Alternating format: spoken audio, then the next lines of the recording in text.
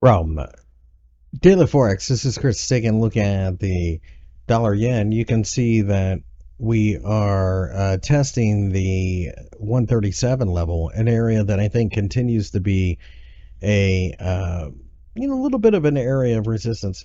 At this point, I think we do pull back, but that pullback should be a nice buying opportunity. At this point, the market looks likely to continue to try to get to 140, but it's going to need to pick up momentum. We have recently broken out of this W pattern, and therefore, any pullback I think will be looked at as a buying opportunity, especially as interest rates come into the picture with Jackson Hole coming this weekend. A lot of his speech. Do think we go higher eventually, but we probably get a little bit of a pullback between now and order to pick up the momentum.